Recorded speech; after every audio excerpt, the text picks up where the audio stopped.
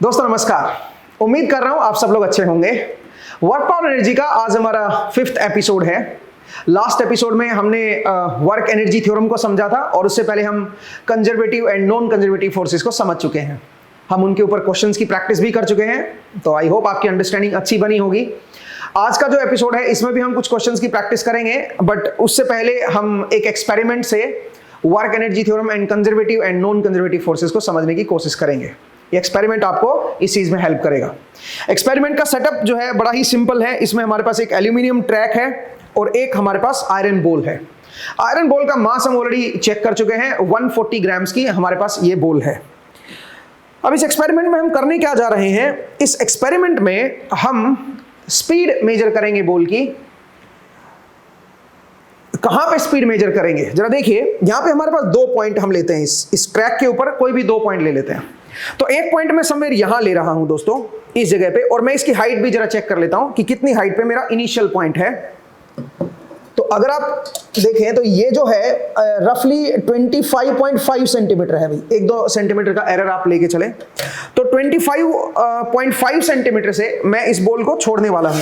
तो जैसे ही बॉल को छोड़ूंगा, आप जानते हो बॉल जो है वो इस ट्रैक पे ऐसे ऐसे रोल करेगी। अब ये मेरा इनिशियल पॉइंट है, तो यहां पे मैं इसका फाइनल पॉइंट ले लेता हूं। जो नीचे वाला लेवल है, यहां पे मैं फाइनल पॉइंट ले लेता हूं। अब मैं क्या देखना चाह रहा हूं, मैं यहां पे बॉल की स्पीड देखना चाह रहा हूं कि क्या स्पीड होगी। अब जो यहां पे बॉल की स्पीड बनेगी उसको हम 2 तरीके से निकाल सकते हैं। या तो एक इंस्ट्रूमेंट लगा दे जिससे हम स्पीड को मेजर कर सकें, जो कि हमारे पास जिसकी पॉसिबिलिटी नहीं है, तो वो उससे हम नहीं करेंगे। हम किससे करने वाले हैं, हम इसको जो हमने वर्क एनर्जी थ्योरम देखी है उसी से हम इसको परफॉर्म करने की कोशिश करेंगे। लेकिन उसे करेंगे कैसे, जरा देखिए। अगर ये मेरा इनिशियल पॉइंट है, ये मेरा फाइनल पॉइंट है। इनिशियल पॉइंट पे इसकी जो स्पीड है वो 0 है और ये 25.5 सेंटीमीटर हाइट पे है। यहां पे इसकी जो हाइट है बॉल का जो सेंटर पॉइंट है उसकी हाइट अगर मैं देखूं तो वो हम ऑलरेडी वैसे पहले भी चेक कर चुके हैं, 4.5 सेंटीमीटर के अराउंड ये इसका सेंटर है। इसका मतलब जो नेट हाइट में जो बदलाव आया है यहां से यहां तक, वो कितना बदलाव है दोस्तों, वो है 25.5 माइनस 4.5, 21 सेंटीमीटर का बदलाव है हाइट में। अब वर्क एनर्जी थ्योरम क्या कहती है, वर्क एनर्जी थ्योरम कहती है कि half mvi² plus work done by all the external forces must be equal to half mvf²। vf मेरी फाइनल स्पीड है, vi मेरी इनिशियल स्पीड है। अब क्योंकि इनिशियल स्पीड यहां पे मेरी 0 हो गई है, तो आप ये कह सकते हो कि जो मेरी राइट साइड बनेगी उसमें आप ये कह सकते हो work done by all the external forces, सिर्फ उतना ही बचेगा। और लेफ्ट साइड में work done by all the external forces बचेगा, और राइट साइड में क्या बचेगा दोस्तों, हाफ mvf²। तो यहां से हम vf की वैल्यू निकाल सकते हैं। लेकिन vf की वैल्यू निकालने के लिए अपने पास क्या पता होना चाहिए, work done by all the external forces, ये आपको पता होना चाहिए। अब अगर आप ध्यान से देखें तो इस बॉल के ऊपर कौन कौन से एक्सटर्नल फोर्स लग रहे हैं, पहले उनको देखते हैं और उनका फिर वर्क डन निकालते हैं कि उन्होंने कितना वर्क किया है। तो यहां पे अगर आप देखोगे तो जैसे ही मैंने बॉल को छोड़ा है, एक तो ग्रेविटी उसके ऊपर एक्ट कर रही है नीचे की तरफ, और ग्रेविटी क्योंकि कांस्टेंट फोर्स है, mg की वैल्यू हर लेवल पे सेम रहेगी, तो आप ये कह सकते हो कि ग्रेविटेशनल फोर्स मेरा एक कंजर्वेटिव फोर्स है। दूसरा एक और फोर्स लग रहा है, क्योंकि बॉल इस सरफेस के साथ कांटेक्ट बना रही है, तो कांटेक्ट की वजह से एक फ्रिक्शन फोर्स इस बॉल के ऊपर और आ गया है, और फ्रिक्शन फोर्स जिधर ये बॉल जा रही है उसके ऑपोजिट लग रहा है। इसका मतलब work done by friction force क्या होगा, नेगेटिव, और फ्रिक्शन फोर्स एक नॉन कंजर्वेटिव फोर्स है दोस्तों, ये भी आपको ध्यान रखना होगा, ये हम ऑलरेडी देख चुके हैं। तो इसका मतलब यहां पर 2 फोर्स एक्ट कर रहे हैं, एक ग्रेविटेशनल फोर्स एक्ट कर रहा है और एक आपका एक तरह से फ्रिक्शन फोर्स एक्ट कर रहा है। नॉर्मल फोर्स भी एक्ट कर रहा है यहां पे, बट उसका वर्क डन 0 होगा क्योंकि वो पाथ के परपेंडिकुलर होगा, जिधर डिस्प्लेस और ये बॉल उसके परपेंडिकुलर होगा, तो वो हम नहीं कंसीडर करेंगे। तो एक तरह से यहां पे वर्क डन ग्रेविटेशन फोर्स का होगा और एक आपका फ्रिक्शन फोर्स का होगा। तो हमें ग्रेविटेशन फोर्स तो पता है mg, फ्रिक्शन फोर्स तो नहीं पता। अब अगर फ्रिक्शन फोर्स अपने को नहीं पता तो कैलकुलेट कैसे करेंगे कि यहां पे क्या स्पीड आएगी, क्योंकि हम जानते हैं कि वर्क एनर्जी थ्योरम कहती है कि half mvf² is equal to work done by external forces. अब एक्सटर्नल फोर्सेस में mg भी आ गया, फ्रिक्शन भी आ गया, फ्रिक्शन फोर्स का वर्क डन हम कैसे कैलकुलेट करें। तो एक काम करते हैं, फ्रिक्शन फोर्स का वर्क डन कैलकुलेट करने के लिए हम फाइनल पॉइंट ये नहीं लेते हैं, फाइनल पॉइंट कुछ दूसरा ले लेते हैं। दूसरा कौन सा, जब ये बॉल ऊपर जाएगी तो कहां तक जाएगी, जहां पे बॉल मैक्सिमम हाइट पे पहुंचेगी, यहां पे उस पॉइंट को फाइनल पॉइंट ले लेते हैं। जैसे कि आप देखिए, मैं इसको 25.5 से छोड़ रहा हूं और इधर ये यहां तक समवेयर कहीं आ रही है, तो मैं ये हाइट मेजर कर लेता हूं कि कितनी हाइट पे आ रहा है। ये फाइनल पॉइंट जरा जो है उसको जरा ऑब्जर्व कर लेते हैं, कितना है मेरा फाइनल पॉइंट। तो इनिशियल ये ले लेते हैं और फाइनल ये ले लेते हैं। इनिशियल पॉइंट पे भी स्पीड 0 है और फाइनल पॉइंट पे भी स्पीड 0 है। यहां से हम क्या कर सकते हैं, work done by non conservative force, friction force निकाल सकते हैं दोस्तों, कि फ्रिक्शन फोर्स ने कितना वर्क किया है। जरा देखते हैं कैसे। तो इसको जरा मैं मेजरमेंट करके बताता हूं। सबसे पहले मैं क्या कर रहा हूं, मैं इसको 25.5 से छोड़ रहा हूं, ठीक है। ये मेरी 25.5 सेंटीमीटर पे हाइट है, मैं इसको छोड़ रहा हूं और यहां पे समवेयर यहां तक आया है दोस्तों, इस लेवल तक आया है। इस लेवल पे अगर मैं हाइट चेक करूं तो रफली जो हाइट है वो 23 है दोस्तों, 23 सेंटीमीटर के अराउंड ये हाइट है। थोड़ा बहुत 1-2 सेंटीमीटर का यहाँ पे एरर है, इधर भी 1-2 सेंटीमीटर का एरर है। तो आप रफली अगर आप देखें तो ये कह सकते हो 25.5 से 23 तक गया है। इसका मतलब ये हुआ कि 2.5 सेंटीमीटर का हाइट में बदलाव हुआ है इधर से इधर आने में। अब ये जो 2.5 सेंटीमीटर का हाइट का बदलाव हुआ है, देखो इनिशियल स्पीड मेरी 0 है, फाइनल स्पीड भी मेरी 0 है। यहां पे जैसे आई थी बॉल की स्पीड 0 हो गई थी, तो आप ये कह सकते हो कि हाफ mvi² भी 0 है, हाफ mvf² भी 0 है। तो यहां पे आप क्या लिखोगे वर्क एनर्जी थ्योरम से, आप ये लिखोगे work done by all the external forces has to be 0। और एक्सटर्नल फोर्स में हम एक mg लेंगे और एक फ्रिक्शन फोर्स लेंगे। तो mg कितना वर्क करेगा, क्योंकि 2.5 सेंटीमीटर का ही बदलाव हुआ है, तो mg इंटू 2.5 सेंटीमीटर करके आप work done by gravitational force निकाल सकते हो, प्लस फ्रिक्शन फोर्स लिखोगे, work done by friction force लिखोगे। और इस प्लस को बराबर के उधर ले जाओगे तो आपके पास क्या आ जाएगा, work done by friction force. यहां से लेके यहां तक का work done by friction force आ गया हमारे पास। और वो किसके बराबर आया, वो आया mg into 2.5, mg into 2.5 centimetre आप कह सकते हो। ये मेरा work done by friction force निकल के आ गया। अब आप बोलोगे कि सर ठीक है, यहां से यहां तक फ्रिक्शन फोर्स ने कितना वर्क किया वो समझ आ गया। और इसी वजह से मैं आपको बता दूं, इसी वजह से जहां से हमने हाइट इसको छोड़ा है उतनी ही हाइट पे पहुंचा नहीं, because of non conservative force, because of this friction force. ठीक है, आई होप आपको समझ आया। अगर ये फ्रिक्शन ना होता, सोचिए केवल mg फोर्स अगर होता तो जितनी हाइट से इसको छोड़ोगे ये वापस उसी हाइट पे पहुंच जाती, उतनी हाइट पे पहुंच जाती, क्योंकि नेट स्पीड यहां पे 0 है तो नेट स्पीड यहां पे भी 0 ही होगी। तो इसका मतलब mg का वर्क डन भी अगर मेरा 0 होता तो हाइट में बदलाव फिर 0 होता। ठीक है, तो इसका मतलब जिस हाइट से शुरू हुई थी वापस उसी हाइट पे पहुंचनी चाहिए थी अगर फ्रिक्शन फोर्स यहां पे नहीं होता तो। Because of that friction force, because of that non conservative force, ये हाइट में थोड़ा सा चेंज रह गया। 2.5 सेंटीमीटर कम हाइट नीचे रही है, ये मतलब उतना हाइट नीचे रही है ये। अब सवाल ये है कि ठीक है, यहां से यहां तक हमने फ्रिक्शन फोर्स का वर्क डन निकाल लिया। अब हमें तो यहां पे स्पीड निकालनी है ना, तो यहां पे स्पीड कैसे कैलकुलेट करें, जरा देखिए दोस्तों। यहां से लेके यहां तक अगर मैं लेंथ को मेजर कर लूं, जो कि हमने ऑलरेडी मेजर की हुई है, क्योंकि इस एक्सपेरिमेंट को हम ऑलरेडी पहले भी परफॉर्म कर चुके हैं। यहां से लेके यहां तक की जो लेंथ है वो है करीबन 120 सेंटीमीटर। और जहां पे बॉल रुक रही है ये आपका इधर की तरफ ज्यादा लेंथ है कंपेयर टू दिस साइड। ये जो बॉल यहां पे रुकी है, यहां से लेके यहां तक की जो लेंथ है वो करीबन 62.5 सेंटीमीटर के बराबर है। तो बाकी लेंथ आपकी इस तरफ है। 120 में से 62.5 लेंथ यहां तक है, वो हम ऑलरेडी चेक कर चुके हैं, और बाकी आपकी इस तरफ है। तो इसका मतलब ये हुआ कि यहां से लेके यहां तक फ्रिक्शन फोर्स का जो वर्क डन है वो अगर हमें पता चल जाए तो यहां से लेके यहां तक का भी हम work done by friction force निकाल सकते हैं कि फ्रिक्शन फोर्स कितना वर्क करेगा। और फ्रिक्शन फोर्स का वर्क आप ऑलवेज जानते हो, फ्रिक्शन फोर्स जिधर इसकी डिस्प्लेसमेंट है ऑलवेज उसका ऑपोजिट रहेगा फ्रिक्शन फोर्स।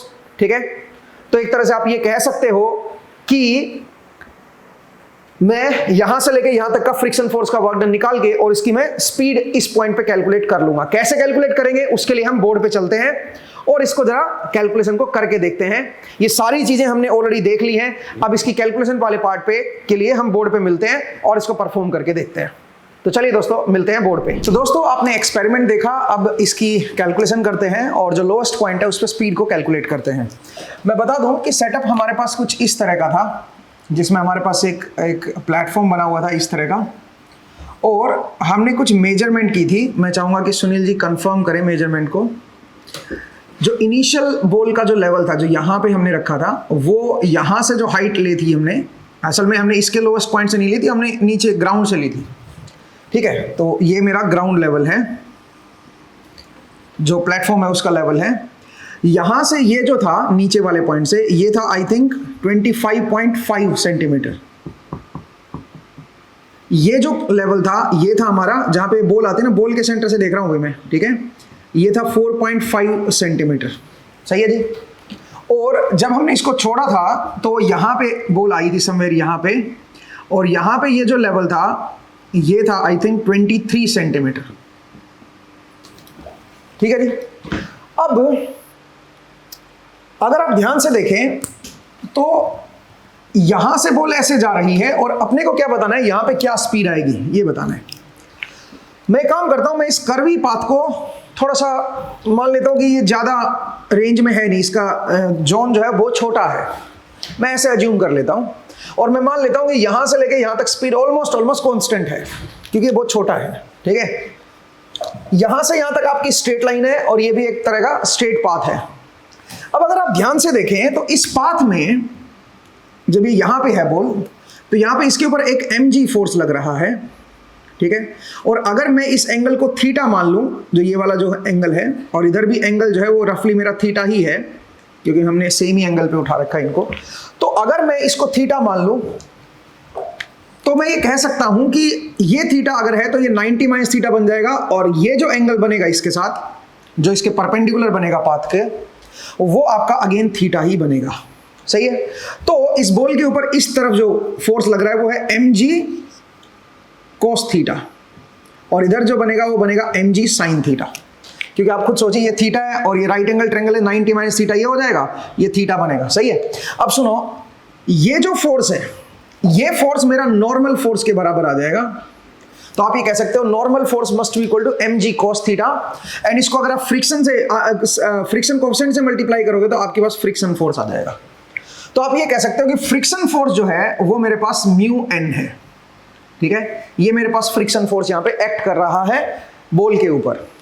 सिमिलरली अगर आप इधर की तरफ भी देखोगे तो इधर भी आप कह सकते हो ये mg है, ये अगर थीटा है तो ये वाला जो एंगल होगा ये थीटा होगा, इधर कितना आ जाएगा mg cos थीटा, और आपका इस तरफ mg sin थीटा आ जाएगा, क्योंकि ये mg cos थीटा है तो वही मेरा नॉर्मल फोर्स भी बनेगा, और जो फ्रिक्शन फोर्स है वो इसी तरफ आएगा, इसमें फ्रिक्शन फोर्स भी इधर ही आएगा, और एक mg sin थीटा आपका इस तरफ आएगा।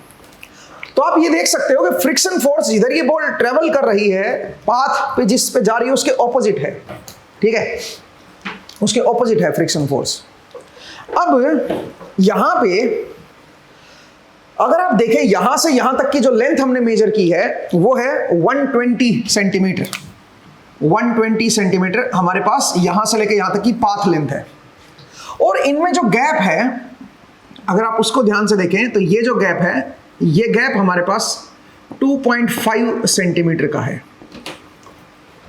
अगर मैं इसको इनिशियल पॉइंट बोल दूं और इसको अगर मैं फाइनल बोल दूं, तो मैं वर्क एनर्जी थ्योरम इन दोनों पॉइंट के बीच में अगर मैं लगाता हूं तो मैं कह सकता हूं यहां पे जो VI है वो 0 है, और यहां पे जो VF है वो भी आपका 0 है। तो आप जानते हो half mvi square plus work done by all external forces is equal to half mvf square, यही होता है भाई। अब ये भी 0 है और ये भी 0 है, तो ये आपका 0 आ गया, plus work done by all external forces, और ये भी 0 आ गया। अब ऑल एक्सटर्नल फोर्सेस में कौन कौन से आएंगे बताओ जरा। यहाँ पे 2 आएंगे एक्सटर्नल फोर्स, कौन से, एक mg है और एक फ्रिक्शन फोर्स है। नॉर्मल फोर्स जो है वो तो आपका कोई वर्क करेगा नहीं, परपेंडिकुलर है वो तो पाथ के। तो आप ये कह सकते हो कि यहाँ पे एक आएगा work done by gravitational force और एक आएगा work done by friction force. Gravitational force conservative force है, फ्रिक्शन फोर्स मेरा नॉन कंजर्वेटिव फोर्स है। तो ग्रेविटेशनल फोर्स का वर्क कितना होगा ये देख लेते हैं सबसे पहले। तो यहां पे आपका हाइट जो है वो 25.5 है ग्राउंड लेवल से, और यहां पे 23 है, तो बीच का जो है 2.5। इसका मतलब इनिशियल से फाइनल पॉइंट के बीच में बॉल डाउनवर्ड आ गई है, कुछ ग्रेविटी ने काम किया है। तो इसका मतलब ग्रेविटेशनल फोर्स कितना होगा, m कितना है 0.140, 140 ग्राम्स था, g की वैल्यू 9.81, और जितना हाइट डिस्प्लेस हुई है 0.025, ये मेरा है work done by gravitational force plus work done by friction force is equal to 0। यही तो है भाई, ऊपर मैं ऐसे लिख सकता हूं। अब यहां से work done by friction force आ जाएगा, work done by friction force, ये आप निकाल सकते हो दोस्तों। तो work done by friction force कितना आएगा, अगर मैं इसको कैलकुलेट करूं, it comes out to be 0.140 into 9.81 into 0.025, और ये है माइनस 0.034 जूल। इतना जो है ये work done by friction force आया। नेगेटिव क्यों आया है, क्योंकि फ्रिक्शन फोर्स इधर है, डिस्प्लेस उसके ऑपोजिट हो रहा है, पाथ पे जो चल रही है उसमें जो इधर बॉल चल रही है उसके ऑपोजिट है ऑलवेज फ्रिक्शन फोर्स। बट ये जो फ्रिक्शन फोर्स है ये तो यहां से लेके यहां तक का आया है दोस्तों। अब अगर आप ध्यान से देखें तो 120 सेंटीमीटर पाथ की लेंथ थी, उस 120 सेंटीमीटर पाथ लेंथ पे आपका ये वर्क डन आया है, फ्रिक्शन फोर्स ने ये किया है। जबकि मुझे तो यहां तक का ही देखना है, मुझे यहां पे स्पीड चाहिए बॉल की। तो यहां से लेके यहां तक जो वर्क डन हुआ है फ्रिक्शन फोर्स का, अगर वो पता चल जाए तो मजे आ जाए। अब वो कैसे निकालें, अगर आप ध्यान से देखें तो फ्रिक्शन फोर्स की जो वैल्यू है वो आपकी यहां से लेके यहां तक आप ऑलमोस्ट क्या मान सकते हो, कांस्टेंट मान सकते हो, क्योंकि वो किस पे डिपेंड कर रही है, वो mg cos थीटा पे डिपेंड कर रही है। तो mg की वैल्यू मेरी फिक्स है, थीटा की वैल्यू भी मेरी फिक्स है, दोनों तरफ मैं बराबर एंगल लेके चल रहा हूं, बराबर ही है यहाँ पे, ठीक है। तो आप ये कह सकते हो mg cos थीटा क्या हो गया मेरा, बताओ। mg cos थीटा तो मेरा फिक्स हो गया, इधर भी और इधर भी, और उसको म्यू से मल्टीप्लाई करोगे तो नॉर्मल फोर्स दोनों तरफ क्या रहेगा, सेम ही रहेगा, इधर से इधर। आप अगर आप देखते हो तो नॉर्मल फोर्स मेरा सेम है, तो आप कह सकते हो कि फ्रिक्शन फोर्स मेरा सेम है। यहां पे आप थोड़ा बहुत आप ये कह सकते हो कि नॉर्मल फोर्स की वैल्यू चेंज होगी, ठीक है। क्यों चेंज होगी, क्योंकि यहां पे एक एक्सेलरेशन आ जाएगी perpendicular to the path, centripetal acceleration भी आएगी, कर्वी पाथ हो गया ना।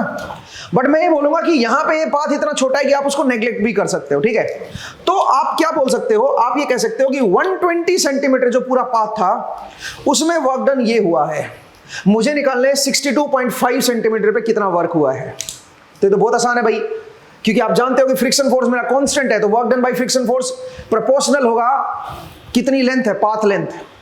तो आप ये कह सकते हो 120 सेंटीमीटर के लिए के केस में जो वर्क डन हुआ है वो कितना हुआ है, 0.034 माइनस के साथ।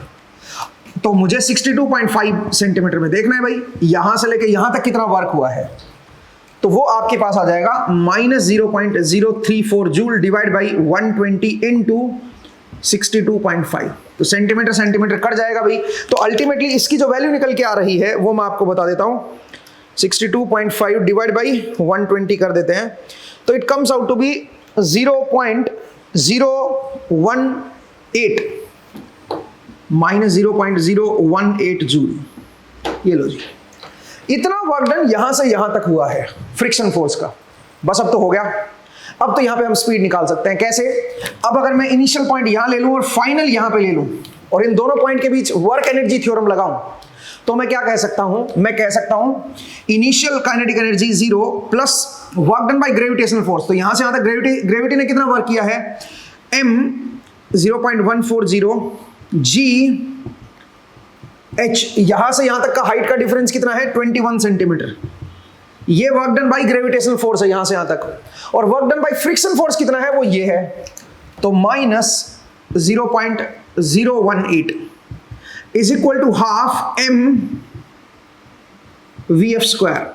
यहां की जो स्पीड है उसको vf मान लेता हूं, तो यहां से आप vf की वैल्यू को कैलकुलेट कर सकते हो। जरा देखिए, मैं जरा इसको पहले सिंप्लीफाई कर देता हूं कि क्या वैल्यू आ रही है।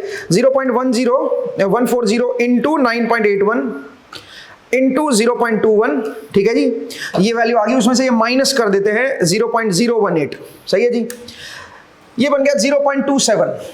तो इसको मैं इधर ले आता हूं, इंटू 2 कर देता हूं एंड डिवाइड बाई 0.140 कर देता हूं, और इसका फिर रूट भी ले लेता हूं। तो यहां से जो VF की वैल्यू आ रही है दोस्तों वो आप खुद भी कैलकुलेट करें। VF comes out to be 1.965 metre पर सेकेंड। ये मेरे पास VF बनेगा। यहां पे मेरे पास वेलोसिटी की जो स्पीड की वैल्यू आएगी वो ये आएगी। अगर मैं नॉन कंजर्वेटिव फोर्स को नेग्लेक्ट कर देता तो क्या स्पीड आती? तो आपका ये वाली टर्म ना होती बस, ठीक है, सिर्फ ये वाला पार्ट आता। उससे जरा देख लेते हैं क्या कितना एरर आ रहा है। हालांकि एरर ज्यादा बड़ा नहीं होगा बट फिर भी देख लेते हैं। 0.140 इंटू 9.81 इंटू 0.21, ठीक है जी, और इंटू 2 कर दो एंड डिवाइड बाई आ जाएगा। ये हटा दो ना भाई, ठीक है, ये बन गया। और इसका रूट ले लेते हैं भाई। तो यहां से जो वैल्यू आ रही है वो 2.03 आ रही है, ठीक है। VF की वैल्यू क्या आ रही है? 2.03 मीटर पर सेकेंड आ रही है। कब? जब अगर आप फ्रिक्शन को नेग्लेक्ट कर देते हो। लेकिन अगर आप कंसीडर कर रहे हो तो ये तो आप देख सकते हो कंसिडरेबल एरर आता है यहाँ पे, क्योंकि वैल्यू इतनी छोटी है और उनमें से फर्दर आपका 0.04 का फर्क पड़ गया है, ठीक है, 0.04 0.07 का फर्क पड़ गया ऑलमोस्ट। तो इसका मतलब आपका अच्छा खासा एरर है यहाँ पे, ऐसा नहीं कह सकते हो आप, ठीक है, ठीक ठाक एरर है यहाँ पे, 5-7-10% एरर है। तो कुल मिला के 5-7 तो नहीं, 3-4% है, जो भी आप निकाल सकते हो आप एरर कितना परसेंट है, ठीक है। तो फ्रिक्शन फोर्स को अगर आप यहां पे नेग्लेक्ट करते हो तो फिर ये वैल्यू निकल के आ रही है। लेकिन एक्चुअल में तो फ्रिक्शन फोर्स प्रेजेंट है भाई, प्रेजेंट है तो आपका क्या होगा बताओ, आपको कंसीडर करना पड़ेगा। तो चलिए दोस्तों, आई होप आपको ये समझ आया। अब एक काम करते हैं, अब इसके ऊपर कुछ और क्वेश्चंस को देखते हैं। तो आपने नॉन कंजर्वेटिव फोर्सेस को देखा कि नॉन कंजर्वेटिव फोर्सेस कैसे पिक्चर में आते हैं और हम कैसे वहां पे वर्क एनर्जी थ्योरम को लगा सकते हैं, ठीक है। तो मुझे उम्मीद है ये आपको समझ आया। अब चलिए एक स्टेप और आगे चलते हैं। तो चलिए दोस्तों नेक्स्ट क्वेश्चन की तरफ बढ़ते हैं। और नेक्स्ट क्वेश्चन क्या है जरा देखिए। मेरे पास कुछ इस तरह का एक बिल्डिंग है और यहां पे एक पुली लगी हुई है और यहां पे एक मोटर लगी हुई है दोस्तों। और ये जो मोटर है ये एक रस्सी को, एक स्ट्रिंग को खींच रही है और स्ट्रिंग कुछ इस तरह से है, इस पुली के ऊपर से ऐसे आई और यहाँ पे एक और पुली लगी हुई है और उसके थ्रू यहाँ पे ये फिक्स्ड है, इस जगह पे फिक्स्ड है। और यहाँ से एक आपकी क्रेट लगी हुई है, कोई ब्लॉक लगा हुआ है ऐसे समझ लीजिए। और ये जो है ये ग्राउंड सरफेस है। इस तरह का मैकेनिज्म आपको दे रखा है। अब यहाँ पे ग्राउंड पे S की वैल्यू 0 है और एक लेवल दे रखा है यहाँ पे, और यहाँ पे आपका S की वैल्यू जो है वो है मान लीजिए 15 मीटर, हाइट जो है ना वो आपको दे रखी है। और ये जो मोटर है ये इसको एक F फोर्स से खींच रही है और जो F है उसकी वैल्यू आपको दे रखी है, दिस F इज 600 + 2s²। इतने फोर्स से मोटर जो है वो रस्सी को खींच रही है, रस्सी पे इतना फोर्स लगा रही है। और ये जो ब्लॉक है ये 100 किलोग्राम का है। S = 0 पे ब्लॉक रेस्ट पे था। आपको बताना है व्हेन S इज 15 मीटर, मतलब जब ये 15 मीटर हाइट पे आ चुका होगा, जब S की वैल्यू 15 मीटर हो चुकी होगी, तो इन दैट सिचुएशन इसकी वेलोसिटी क्या होगी ब्लॉक की। Find velocity of 100 kilogram block when S is equal to 15 metre. जब S की वैल्यू 15 मीटर हो जाएगी तो इस ब्लॉक की क्या स्पीड या वेलोसिटी आएगी। वेलोसिटी डायरेक्शन वगैरह अपने को पता ही है, तो अपने को स्पीड पे फोकस करना है कि क्या स्पीड होगी, ये आपको बताना है। तो जरा देखिए दोस्तों, आपको पता है कि यहां पे जो फोर्स लग रहा है वो कितना लग रहा है। यहां पे ये फोर्स लग रहा है, तो स्ट्रिंग क्योंकि कनेक्टेड स्ट्रिंग है तो यहाँ पे जो फोर्स है एक तरह से टेंशन का रूप ले लेगा भाई। तो वही टेंशन यहाँ पे आएगी, वही टेंशन आपकी यहाँ पे आएगी, तो यहाँ पे इसका डबल हो जाएगी। तो इसका मतलब यहाँ पे जो टेंशन लग रही है वो कितनी है बताइए। जो इस ब्लॉक के ऊपर जो लग रहा है वो लग रहा है, इसका डबल कर दो तो 1200 + 4s²। ये मेरे पास आप यहाँ की T1 आ गई है, आप इसको ये कह सकते हो। अगर मोटर इतना फोर्स लगा रही है तो यहाँ पे ब्लॉक के ऊपर जो फोर्स लगेगा वो ये लगेगा दोस्तों। अब स्टार्टिंग यहां से शुरू हो रही है और यहां पे रेस्ट पे थी, ध्यान रखिएगा, इनिशियली रेस्ट पे थी। तो इसका मतलब आप ये कह सकते हो कि इनिशियल जो इसका एक तरह से जो वेलोसिटी थी वो जीरो थी, तो इनिशियल काइनेटिक एनर्जी भी मेरी जीरो थी। तो अगर मैं इसमें वर्क पावर एनर्जी लगाऊं तो मैं क्या करूंगा, मैं बोलूंगा कि इनिशियली जीरो काइनेटिक एनर्जी थी प्लस जो work done by the forces, तो ये फोर्स कितना वर्क डन करेगा, ये करेगा 1200 प्लस 4s² ds, ठीक है। और s की वैल्यू कहां से कहां तक है, 0 से लेके 15 तक। ये है work done by this force, minus 100 into 9.81 into 15, ये है वर्क डन बाई mg, क्योंकि इसके ऊपर mg डाउनवर्ड लग रहा है ना। तो ये मेरा initial kinetic energy plus work done by the forces, जितने भी फोर्सेस है, कंजर्वेटिव नॉन कंजर्वेटिव जो भी है, हमें उसमें कोई मत जाने की जरूरत नहीं है। तो initial kinetic energy plus work done by the forces must be equal to final kinetic energy, और फाइनल काइनेटिक एनर्जी होगी हाफ m v फाइनल का स्क्वायर। तो यहां से मेरे पास स्पीड आ जाएगी, फाइनल स्पीड। डायरेक्शन मुझे पता ही है तो वेलोसिटी भी आ जाएगी, आप ये कह सकते हो। तो अब इसको जरा सोल्व कर लेते हैं कि क्या वैल्यू आएगी। ये बन जाएगी 1200 इंटू 15 प्लस 4/3, 15 का cube, minus 100 into 9.81 into 15 must be equal to 50 VF²। ठीक है जी। तो यहां से अगर मैं इसको सिंप्लीफाई करूं तो मैं चाहूंगा सुनील जी मुझे कैलकुलेटर दे दें। तो इसकी वैल्यू को जरा देख लीजिएगा कितना बन जाएगा, 00, ठीक है जी, ये कुछ इस तरह का आएगा, प्लस 4/3 इंटू 15 इंटू 225, ठीक है जी। तो जरा कैलकुलेटर दे दीजिए सुनील जी, थैंक यू। और माइनस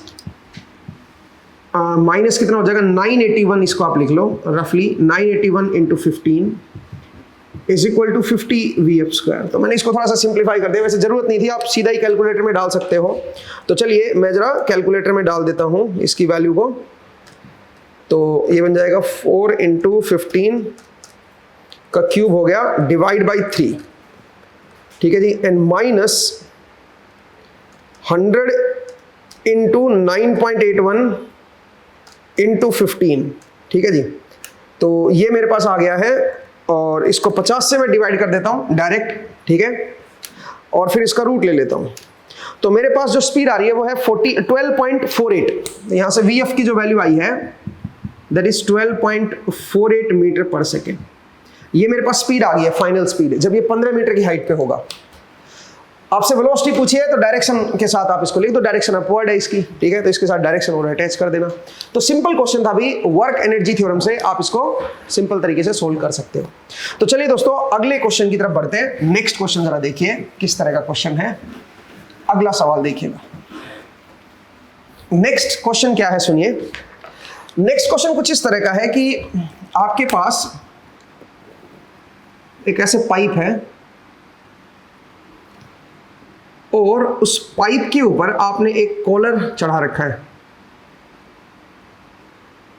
एक ऐसे कॉलर चढ़ा हुआ है, ठीक है, मतलब ये स्लाइड कर सकता है। और हमने क्या किया है, समवेयर यहां पे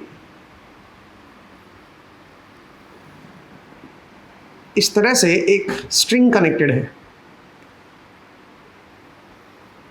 इससे होते, इसके ऊपर से होते हुए, और इस तरफ जो है हम स्ट्रिंग को निकाल रखे हैं, ठीक है, ऐसे है भाई, और यहां से मैं फोर्स लगा रहा हूं, ठीक है। और ये जो कॉलर है, ये पॉइंट है मेरा A, तो कॉलर इस तरफ स्लाइड होगी और यहां पे जब ये आ जाएगी तो इसको मैं B पोजीशन बोल रहा हूं।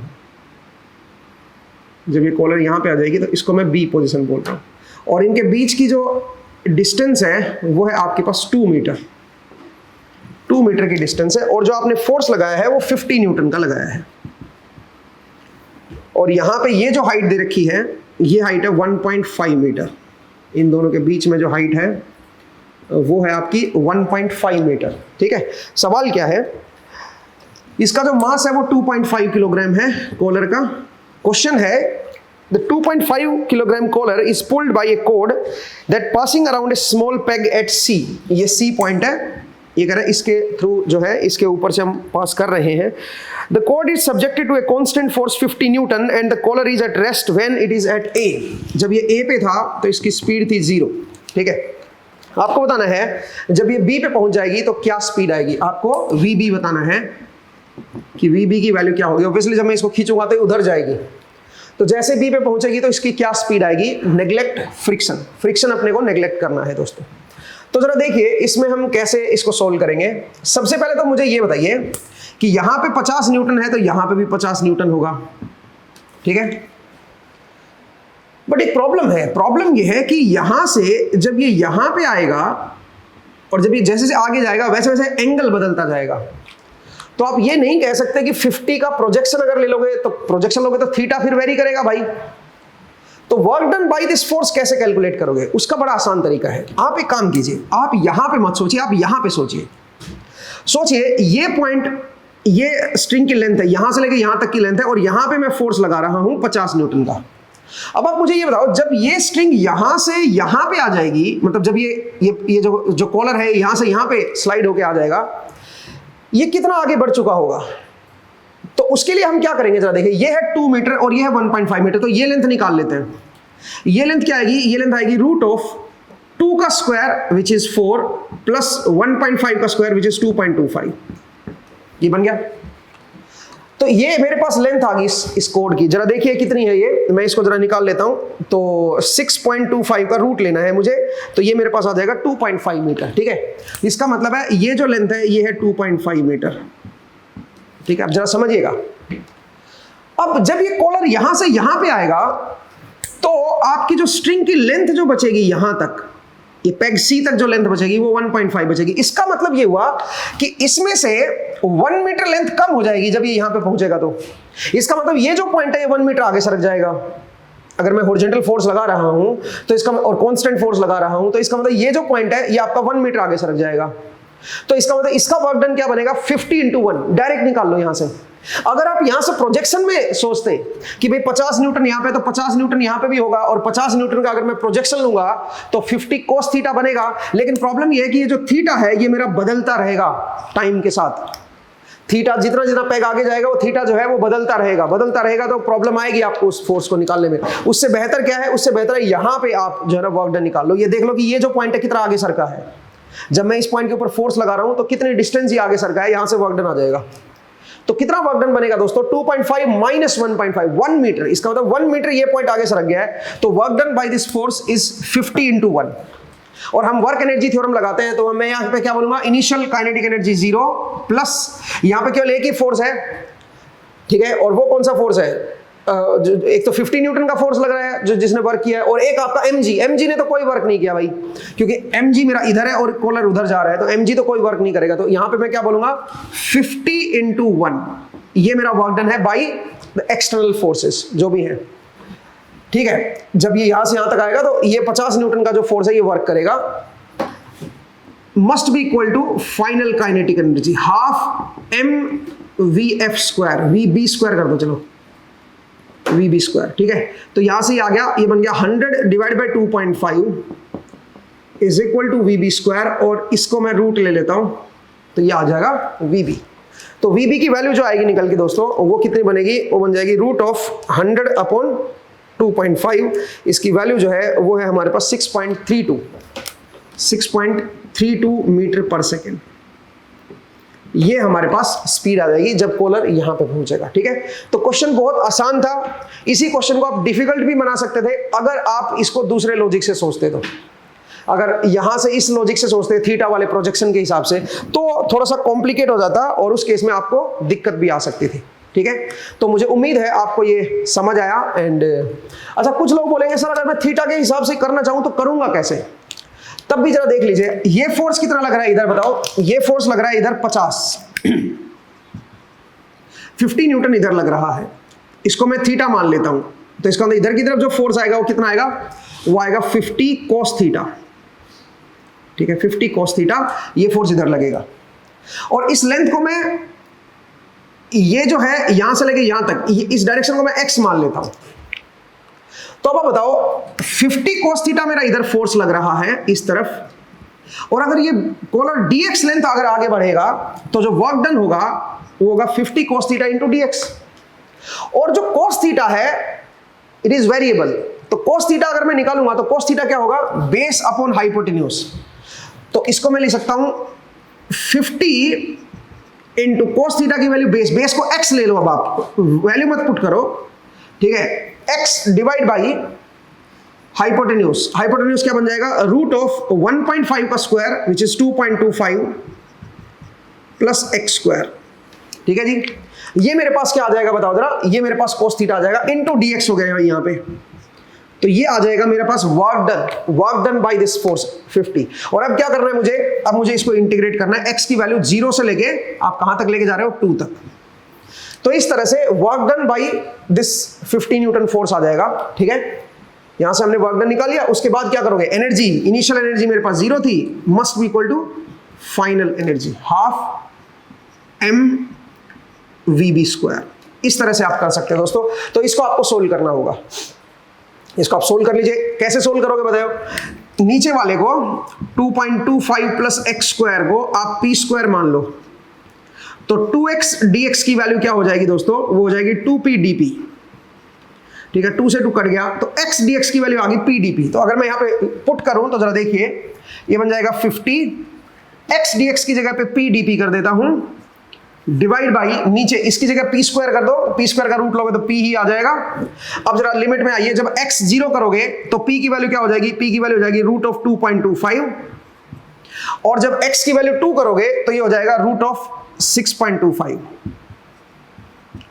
तो रूट ऑफ 2.25 होता है 1.5, तो 1.5 से यहां पे 2.5 तक चले जाओगे आप। ठीक है, ये मेरी लिमिट हो जाएगी p की, और ये p से p कट गया। ठीक है, तो अगर आप इधर वाले को सोल्व कर रहे हो तो 50 इंटू 2.5 माइनस 1.5, इसका मतलब 50 इंटू 1, सेम वही आ रहा है 50 इंटू 1। तो अगर आप थीटा के हिसाब से कर रहे हो तब भी कर सकते हो, बट उससे थोड़ा सा कॉम्प्लिकेट हो जाएंगी चीजें आपकी। ठीक है, तो आप दोनों तरीके से इस क्वेश्चन को सोल्व कर सकते हो। मुझे उम्मीद है कि आपको ये क्वेश्चन जो है ये समझ आया। चलिए नेक्स्ट क्वेश्चन की तरफ बढ़ते हैं, अगले सवाल की तरफ चलते हैं।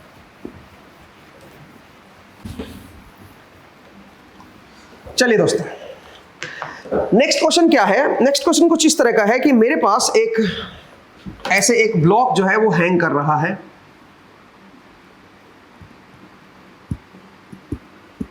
और ये जो ब्लॉक है ये एक पुली के थ्रू हैंग कर रहा है। यहां पे एक पुली कनेक्टेड है इसके साथ,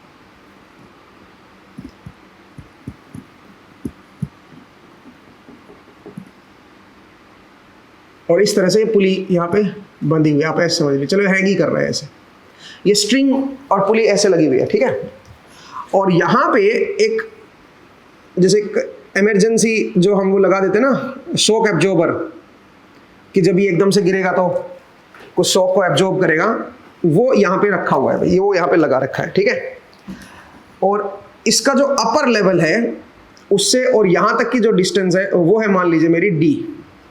ठीक है, अच्छा आपको क्या दे रखा है, ये a दे रखा है और नीचे लिखा हुआ है b।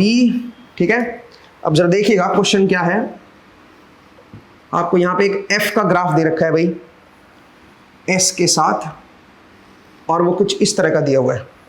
ये है मेरा 1500 न्यूटन। ठीक है, और यहाँ पे जो लेंथ है वो है 0.2। अब सुनिए क्वेश्चन की स्टेटमेंट सुनिएगा, s जो है वो मीटर में आपको दे रखी है। क्वेश्चन की स्टेटमेंट क्या है सुनिए, द एयर स्प्रिंग A, ये जो A है ये एयर स्प्रिंग है अभी, A कोई लेवल का नाम नहीं है, एयर स्प्रिंग है ये, air spring A is used to protect the spot B। ये नीचे जो सपोर्ट है उसको प्रोटेक्ट करने के लिए हमने एयर स्प्रिंग लगा रखा है, सो दैट एक मास एकदम से ना ये अगर गिरे तो इसको प्रोटेक्ट कर सके। ठीक है, so the air spring A is used to protect the spot B and prevent damage to the conveyor belt tensioning weight C। ठीक है, ये है मेरा weight C। In the event of belt failure D, जो belt failure है ये कह रहा है, ये बेल्ट फेलियर अगर D पे मतलब जो बेल्ट है उसका अगर कहीं फेलियर हो जाए, कहीं से अगर ब्रेक हो जाए, तो इसको डैमेज को रोकने के लिए हमने यहां पे लगा रखा है एयर स्प्रिंग। ठीक है, सवाल क्या है, the force developed by the air spring as a function of its deflection is shown by the graph. Graph आपको दे रखा है कि अगर ये थोड़ा बहुत भी डिफ्लेक्ट हो रहा है, नीचे की तरफ जा रहा है एस, तो ये फोर्स जो है ये इतना क्रिएट करेगा। इस तरह से इसकी इक्वेशन दे रखी है फोर्स की। ठीक है, okay. If the block has a mass of 20 kilogram, ये कह रहा है ये 20 किलोग्राम का मास है, ठीक है, and suspended at a height of 0.4 metre, 0.4 metre height पे सस्पेंड किया गया है। Above the top of the spring, determine the maximum deformation of the spring in the event of conveyor belt fails. ये कह रहा है यहां से अगर ये फेल हो गया तो आपको मैक्सिमम डिफॉर्मेशन बताना है, पुली एंड बेल्ट के मास को इग्नोर करना है। तो कैसे इस क्वेश्चन को सोल्व करेंगे दोस्तों? क्वेश्चन बड़ा ही सिंपल है, जरा देखिए कैसे। यहां पे इसकी जो एनर्जी है, काइनेटिक एनर्जी, वो जीरो है, ठीक है। तो इसका मतलब मैं क्या बोलूंगा, मैं बोलूंगा कि भाई इनिशियल काइनेटिक एनर्जी जीरो है, प्लस जैसे ये ब्रेक होगा तो ये नीचे की तरफ आएगा, इसका मतलब mg वर्क करेगा। कितना वर्क करेगा? m इंटू जी इंटू 0.4 प्लस, भाई ये भी तो कुछ डिफॉर्म होगा, 0.4 तो ये नीचे आ रहा है, और कुछ ये भी तो डिफॉर्म होगा s, ठीक है। तो ये इसने वर्क किया है, सही है भाई, ये आपका ये वर्क करेगा। अब सुनिए, अब अगर ये s डिफॉर्म हुआ है तो ये भी वर्क करेगा भाई, ठीक है, ये भी वर्क करेगा। तो ये किधर वर्क करेगा, इसका वर्क डन कैसे निकाले? इसकी इक्वेशन बताइए फोर्स की क्या बनेगी। अगर मैं इसका स्लोप देखूं तो बनेगा 1500 डिवाइड बाय 0.2 s। इसका जो f है वो ये आएगा भाई, इसकी लाइन की इक्वेशन लिख दी ना मैंने, तो ये क्या बन जाएगा 15000 डिवाइड बाय 2 s। ये मेरा f आ जाएगा स्प्रिंग का, ये स्प्रिंग का फोर्स लगेगा। लेकिन स्प्रिंग फोर्स तो ऑपोजिट लगेगा भाई, अगर ये दबेगा तो उसका उल्टी डायरेक्शन में लगेगा, ठीक है। लेकिन डिस्प्लेस ये नीचे की तरफ हो रहा है, स्प्रिंग, एयर स्प्रिंग नीचे की तरफ डिस्प्लेस हो रहा है, फोर्स इसका ऊपर की तरफ लग रहा है। तो इसका मतलब इसने जो वर्क किया है वो क्या होगा, वो होगा, और ये वेरिएबल है तो 15000 डिवाइड बाय 2s ds, ठीक है, और माइनस के साथ करेंगे दोस्तों, और इंटीग्रेट कर देंगे। ds मेरा डाउनवर्ड आया है, फोर्स मेरा अपवर्ड लग रहा है, तो इसका मतलब जो वर्क डन होगा वो नेगेटिव होगा, इसलिए मैंने माइनस कर दिया यहां पे। और s कहां से कहां तक जा रहा है, 0 से लेके और मान लीजिए s तक ही जा रहा है, ठीक है भाई। मुझे पता नहीं भी कितना डिफॉर्म होगा ये, मुझे डिफॉर्मेशन की तो वैल्यू बतानी है भाई आपको, ठीक है, कितना ये डिफॉर्म होगा, मैक्सिमम डिफॉर्मेशन बतानी है इसके अंदर। तो मैंने मान लिया कि s डिफॉर्म हो रहा है, तो work done by gravitational force तो ये आ जाएगा, और work done by spring force ये आ जाएगा, and that must be equal to क्या होना चाहिए, अगर ये मैक्सिमम डिफॉर्म होगा तो वहां पे इसकी स्पीड फिर से क्या हो जाएगी, 0। जब ये आपका यहां तक आते आते इसकी स्पीड अच्छी खासी बढ़ चुकी होगी, जब ये ब्लॉक बिल्कुल इसके सरफेस तक पहुंचेगा। लेकिन उसके बाद क्या होगा, उसके बाद ये डिफॉर्म होना शुरू कर रहा है स्प्रिंग, और इसकी एनर्जी को, इसकी जो स्पीड है उसको धीरे धीरे कम करना शुरू करेगा, और जब ये मैक्सिमम डिफॉर्मेशन पे होगा तो इसकी स्पीड जो है वो 0 होगी, इसकी एनर्जी जो है वो 0 हो जाएगी। तो इस तरह से आप ये इक्वेशन लिख सकते हो दोस्तों, ठीक है। अब जरा देखिए, अगर मैं इसको सिंप्लीफाई करूं तो मैं कह सकता हूं 20 इंटू 9.81 इंटू 0.4, एक टर्म तो ये आ गई भाई, और एक टर्म क्या आएगी 20 इंटू 9.81 इंटू s, एक ये टर्म आ गई भाई, ठीक है। इसको मैं अंदर ले गया, माइनस क्या बन जाएगा, माइनस इसको अगर आप देखोगे तो 7500 बन जाएगा भाई, ठीक है, 7500, और s²/2 आ जाएगा यहाँ पे, s²/2, और बराबर की इधर आएगा 0। एक बार देख लीजिए भाई, इसको मैंने बाहर ले लिया 7500, और यहाँ पे s को इंटीग्रेट कर दिया, s²/2 आ गया, बराबर की इधर 0 कर दिया, ठीक है। तो अगर मैं इससे सोल्व करूं तो ये क्या बन जाएगा, ये बन जाएगा 7500 upon 2s² minus 20 into 9.81 into s minus 20 into 9.81 into 0.4 बराबर के इधर आ जाएगा 0। तो यहां से आप s की वैल्यू को कैलकुलेट कर सकते हो दोस्तों। तो चलिए मैं जरा कैलकुलेटर का इस्तेमाल करता हूं और s आपके लिए बता देता हूं कि क्या आंसर आएगा इसका, ठीक है। तो ये मुश्किल तो बिल्कुल नहीं है भाई, ठीक है, हम इसको इजीली निकाल सकते हैं। ओके, तो मेरे पास जो आंसर आया है s का, it comes out to be 0.173, 0.173 metre. ये मेरे पास S का आ गया, मतलब मैक्सिमम डिफॉर्मेशन मुझे पता चल गया कि मैक्सिमम कितना डिफॉर्म होगा ये, ठीक है। और वर्क एनर्जी थ्योरम से हम इसको सोल्व कर सकते हैं। वैसे आप जरूरी नहीं है वर्क एनर्जी थ्योरम का इस्तेमाल करते, आप सिंपल काइनेमेटिक्स के हेल्प से भी आप इसको सोल्व कर सकते हो, ठीक है, पर जरूरत नहीं है। आप सीधा सीधा अगर बेसिक तरीके से चलोगे तो इस तरह से आप सोल्व कर सकते हो, ठीक है दोस्तों। तो चलिए अब अगले सवाल की तरफ बढ़ते हैं। नेक्स्ट क्वेश्चन जरा है उसको जरा देखिएगा। तो अगले क्वेश्चन की तरफ बढ़ते हैं। अगला सवाल देखिए दोस्तों। नेक्स्ट क्वेश्चन जो मेरे पास है वो कुछ इस तरह का है कि आपके पास एक इस तरह का पाइप है। मैं इसका डायग्राम बना देता हूं, थोड़ा सा टिपिकल क्वेश्चन है ये, ठीक है। तो मेरे पास ये इस तरह का पाइप है कुछ, और यहां से आपका ये सर्कुलर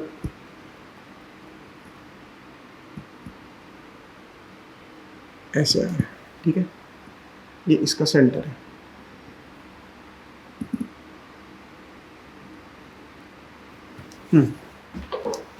उसके बाद यहां पे आ गया, और यहां पे ये फिक्स्ड है, ओके। कुछ इस तरह का आपको पाइप लगा रखा है। इसकी डायमेंशन आपको दे रखी है, ये है 0.3 मीटर, और इसकी जो रेडियस है वो है 0.2 मीटर, इसकी जो ये वाली रेडियस है, और फर्दर ये जो लेंथ है ये आपकी 0.2 मीटर है भाई, यहाँ से लेके यहाँ तक की, ठीक है, 0.2 मीटर। अब सुनिए क्या कर रखा है, यहाँ पे एक कॉलर डाला हुआ है, ठीक है, यहाँ पे एक कॉलर डाला हुआ है, और यहाँ पे एक ऐसे पुली लगा रखी है भाई, ठीक है, ऐसे पुली लगा रखी है। और आपको क्या किया हुआ है, आपको ये कॉलर से एक स्ट्रिंग कनेक्ट है पुली पे, और यहां से इसके ऊपर एक कांस्टेंट फोर्स लगाया गया है, ठीक है। ये स्ट्रिंग कनेक्ट है और यहां पे एक फोर्स लगा रखा है 300 न्यूटन का, 300 न्यूटन का आपके पास एक फोर्स लगाया गया है, ठीक है। और ये जो एंगल दे रखा है वो आपको दे रखा है जो ये 30 डिग्री, और पुली का जो साइज है वो नेग्लिजिबल है। आपको ये भी दिया हुआ है कि यहां से लेके यहां तक की जो लेंथ है, ये जो हाइट है, अच्छा ये जो हाइट है ये तो ऑलरेडी मैंने दे दी है 0.3 मीटर, ठीक है। अच्छा मास भी आपको दे रखा है, जो कॉलर है उसका मास जो है वो 15 किलोग्राम है, 15 किलोग्राम का मास दे रखा है, ठीक है। सवाल क्या है सुनिए, determine the velocity of the collar when it reaches at B. ये है मेरा बी पॉइंट, ये कह रहा है जब ये बी पॉइंट पे पहुंचेगा तो आपको इसकी वेलोसिटी क्या होगी, neglect the size of the पुली, और यहां पे कांस्टेंट फोर्स मेरा अप्लाई होगा 30 डिग्री पे, 30 डिग्री पे कांस्टेंट मैं फोर्स अप्लाई करते जा रहा हूं। आपको बताना है जैसे ये कॉलर बी पे आएगा उसकी क्या वेलोसिटी होगी। तो अब इस क्वेश्चन को कैसे करें दोस्तों, जरा देखिए यहां पे इस कॉलर के ऊपर कौन कौन से फोर्सेस एक्ट कर रहे हैं। एक तो फोर्स ये 300 न्यूटन वाला एक्ट कर रहा है, यहां पे 300 है तो यहां पे भी 300 होगा, टेंशन तो सेम ही होगी। एक इसके ऊपर mg फोर्स एक्ट कर रहा है, तो दोनों फोर्स अपना क्या करेंगे, अपना वर्क करेंगे। अच्छा ये आपको दे रखा है कि इनिशियल वेलोसिटी जो है वो इसकी 0 है जब ये यहां पे रेस्ट पे था, तब रेस्ट से स्टार्ट हो रहा है ये, बिल्कुल जब ये यहां था यहां से ये स्टार्ट होगा, ठीक है, यहां से ये स्टार्ट होगा। आपको क्या बताना है दोस्तों, आपको बताना है जैसे ये बी पे पहुंचेगा इसकी क्या वेलोसिटी होगी। इनिशियल वेलोसिटी जो है वो आपकी 0 है, रेस्ट इस पॉइंट को आप ए पॉइंट बोल दो भाई, ए पॉइंट पे, तो वी ए की वैल्यू जो है वो 0 है। आपको जब बी पॉइंट पे पहुंचेगा तो स्पीड की वैल्यू बतानी है क्या होगी। अब सुनिए, तो मैंने बताया कि यहाँ पे दो फोर्सेस काम कर रहे हैं, एक 300 न्यूटन और एक mg। अब आप जानते हो कि ये जो एंगल है वर्टिकल के साथ ये बदलता रहेगा 300 न्यूटन का, तो इसका मतलब अगर मैं 300 न्यूटन का वर्क डन निकालूंगा तो बड़ी प्रॉब्लम आएगी मेरे पास, क्योंकि थीटा जो है वो बदलता रहेगा टाइम के साथ। तो दिक्कत ये है कि इस क्वेश्चन को करें कैसे। तो इसकी अप्रोच जस्ट अभी हमने पिछले क्वेश्चन में हमने इस अप्रोच को देखा था, तो वही अप्रोच लगाएंगे। यहां से सोचिए, यहां पे कोई पॉइंट ले लो स्ट्रिंग के ऊपर, और इस पॉइंट पे आप 300 न्यूटन का फोर्स लगा रहे हो। आप ये देख लो कि ये पॉइंट कितना डिस्प्लेस हुआ है, क्योंकि यहां से तो एंगल नहीं चेंज हो रहा, यहां पे तो कांस्टेंट फोर्स है और एंगल भी फिक्स्ड है आपका। तो इसका मतलब ये देख लो कि जब ये यहां से यहां पे पहुंचेगा कॉलर, तो स्ट्रिंग की लेंथ जो है वो कितना बदलेगी। जब नीचे वाले पॉइंट से जब बी पॉइंट पे पहुंचेगा तो स्ट्रिंग की लेंथ कितनी हो जाएगी, कितनी लेंथ आपकी इधर से इधर डिक्रीज होगी। पहले यहां से देखो, ए से यहां तक की लेंथ क्या थी और फिर बी से यहां तक की लेंथ कितनी है, दोनों का डिफरेंस निकाल लो, आपको ये पता चल जाएगा कि स्ट्रिंग की लेंथ जो है ये वाली, ये कितनी कम हुई है। उतनी लेंथ इधर से बढ़ जाएगी भाई, तो इसका मतलब 300 न्यूटन का क्या आ जाएगा मेरे पास, वर्क डन आ जाएगा। और फिर हम mg का वर्क डन निकालेंगे। mg ग्रेविटेशनल फोर्स का वर्क डन निकालना तो आसान है भी हमारे लिए। तो सबसे पहले 300 न्यूटन का वर्क डन निकालते हैं, कितना होगा। तो सबसे पहले क्या करेंगे, हम ये देखेंगे ए जो पॉइंट है, जो ग्राउंड पे पॉइंट है बिल्कुल यहां पे, यहां से और बी ये जो लेवल है, यहां तक स्ट्रिंग की लेंथ क्या है, ये जो स्ट्रिंग की लेंथ है ये क्या है। ये कैसे देखोगे दोस्तों, सबसे पहले तो ये वर्टिकल हाइट देखो ये कितनी है। तो ये लेवल में ले आता हूं, आपको एक और चीज देनी चाहिए भाई, ये हाइट मेरे ख्याल से प्रोवाइड की गई है 0.2 मीटर है भाई, यहां से लेके यहां तक की 0.2 मीटर है, ठीक है।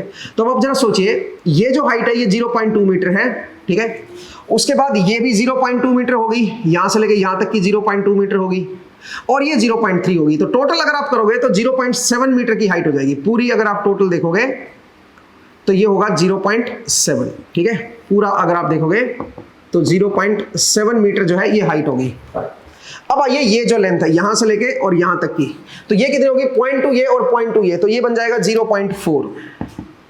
0.4 मीटर यहां से लेके यहां तक की लेंथ होगी। अब आप बताओ ये जो पूरी लेंथ है ये कितनी बनेगी। तो उसके लिए हम पाइथागोरस लगा देते हैं। तो पूरी लेंथ जो बनेगी वो बनेगी √ 0.4 का स्क्वायर प्लस 0.7 का स्क्वायर। ये पूरी लेंथ आएगी, इनिशियल लेंथ स्ट्रिंग की। अब जब ये कॉलर बी पॉइंट पे पहुंच चुका होगा, जब ये यहां पे आ चुका होगा, तब ये जो लेंथ आएगी ये कितनी आएगी, यहां से लेके यहां तक। ये तो बड़ी आसान है भाई, 0.2 ये और 0.2 ये, तो ये जो लेंथ आएगी ये कितनी आएगी, 0.2 का 0.2 √2 हो जाएगी। तो अब आप मुझे ये बताओ कि जब इनिशियल जो स्ट्रिंग थी यहां पे और जब ये फाइनल स्ट्रिंग थी यहां पे, इन दोनों में लेंथ में कितना फर्क है। तो दोनों का डिफरेंस निकाल लेते हैं। इसका मतलब स्ट्रिंग की लेंथ जो है पहले लंबी थी और फिर कम होगी, तो जितनी लेंथ स्ट्रिंग की कम हुई है उतनी ये पॉइंट आगे सरका है, इतनी लेंथ जो है ये पॉइंट आगे सरका है। तो 300 न्यूटन का जो वर्क डन होगा वो क्या होगा, जो ये लेंथ आगे सरका है इनटू क्या कर दो 300, ये मेरा वर्क डन होगा बाय दिस 300 न्यूटन। तो मैं इसको जरा कैलकुलेट कर लेता हूं कि क्या है। तो √ 0.4 का स्क्वायर प्लस 0.7 का स्क्वायर, ठीक है। ये वैल्यू हमारे पास आ गई है, उसमें से माइनस कर देता हूं 0.2 √2, ठीक है जी। तो ये वैल्यू मैंने निकाल लिया, इनटू 300 कर देता हूं मैं, तो सीधा सीधा मेरे पास वर्क डन ही आ गया है और ये वैल्यू आई है 157 न्यूटन। एक बार कैलकुलेशन मेरी चेक कर लेना भाई, 157 न्यूटन का वर्क डन है जो 300 न्यूटन ने किया है। अगर मैं नीचे बिल्कुल इसके लोएस्ट पॉइंट से इस बी पॉइंट पे जा रहा हूं तो, ठीक है। तो इनिशियल काइनेटिक एनर्जी मेरी 0 थी, वर्क एनर्जी थ्योरम लगा रहा हूं भाई, यहां पे रेस्ट पे था ये, ठीक है। इनिशियल काइनेटिक एनर्जी 0 थी plus work done by this 300, तो वो आ जाएगा 157 जूल। 157 जूल आएगा भाई, माफ कीजिएगा न्यूटन नहीं है, 157 जूल, ठीक है। और वर्क डन बाय mg, तो mg तो नेगेटिव वर्क करेगा भाई और ये डाउनवर्ड है। अब आप खुद सोचिए, जब a से b पे आएगा तो वर्टिकल हाइट में कितना बदलाव हुआ है, कांस्टेंट है ना, तो डायरेक्ट आप वर्टिकल हाइट देख लिया करो। तो mg की वैल्यू क्या होगी, और एक माइनस b आएगा, ये तो मेरी mg की वैल्यू हो जाएगी इनटू ये जो हाइट है, ये हाइट कितनी है 0.5, ठीक है भाई। तो ये वर्क डन होगा आपका mg की वजह से, ग्रेविटेशनल फोर्स की वजह से ये आपका वर्क डन आ जाएगा, ठीक है। और तो कोई फोर्स है नहीं भाई, is equal to final kinetic energy ½ mvb², ठीक है जी। तो अगर मैं इसको सोल्व करूं तो मैं जरा बता देता हूं कि क्या आंसर आएगा। इसमें से माइनस कर रहा हूं मैं ये 15 × 9.81 × 0.5, मतलब देखो कितना आसान हो जाता है इस चीज से सोल्व करना अपने को, ठीक है। तो इससे जो आंसर आ रहा है मेरा 3.34, यहां से वीबी की जो वैल्यू आ रही है it comes out to be 3.34 metre पर सेकेंड, ठीक है। तो देखिए 2 लाइनों में क्वेश्चन सोल्व हो गया। अदरवाइज क्वेश्चन बड़ा कॉम्प्लिकेटेड लग रहा है अगर आप इस 300 न्यूटन को यहां पे देखते हो तो, क्योंकि प्रॉब्लम ये है कि जैसे जैसे ऊपर जाएगा वैसे वैसे एंगल बदलता जाएगा, और चलो ये तो स्ट्रेट भी नहीं है, जैसे कर्व भी होगा और ज्यादा मुसीबत खड़ी हो जाएगी हमारे लिए। तो इस क्वेश्चन को आप ऐसे अदरवाइज सोल्व ही नहीं कर पाते, आपको यहां पे वर्क डन निकालना पड़ेगा, ठीक है। मुझे उम्मीद है आपको ये क्वेश्चन समझ आया। तो आज का जो एपिसोड है दोस्तों उसमें हम इतना ही करेंगे।